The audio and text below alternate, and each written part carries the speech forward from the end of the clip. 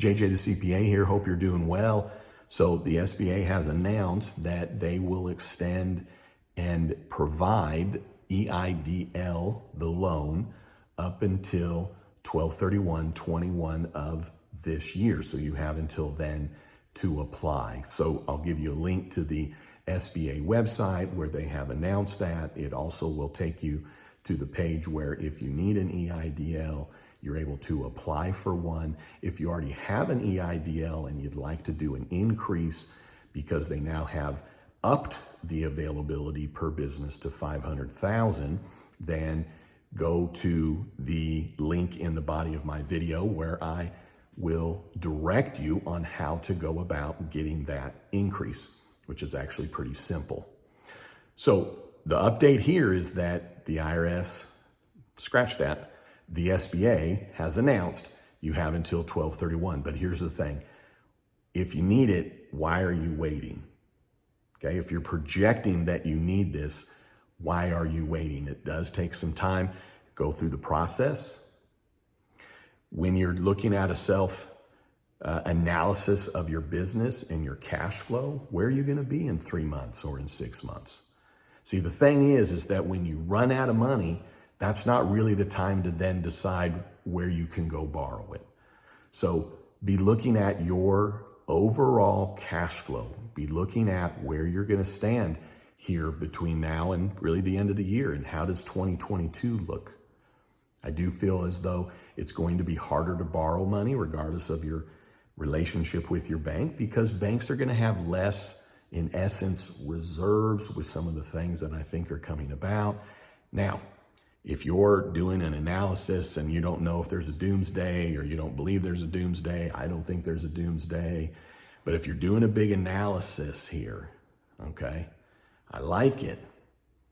But at the end of the day, what you have to analyze here is not interest rates. What you have to analyze here is not, well, is this loan better than this loan? What you have to analyze here is, what is the health of your business? How are you doing? So I did some videos all the way last year talking about how to look at your cash flow, how to predict your cash standpoint, meaning like, where am I going to stand in 3 weeks or 6 months? Like, where am I going to be? And will I need credit? Will I have credit available to me? A lot of things are changing. So I'm going to give you a link to that series of videos as well in the body of this. And at the end of the day, here's the deal. You can always borrow money and not use it.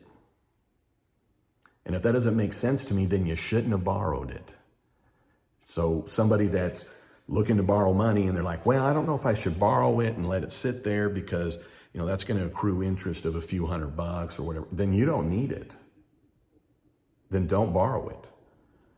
But for many that I'm interacting with on my wonderful channel here, there's many out there. They're like, man, I could care less. I at least just want to know I have a safety net there. You know, what if there's some other changes to come? So there's a lot to consider. We do have more time.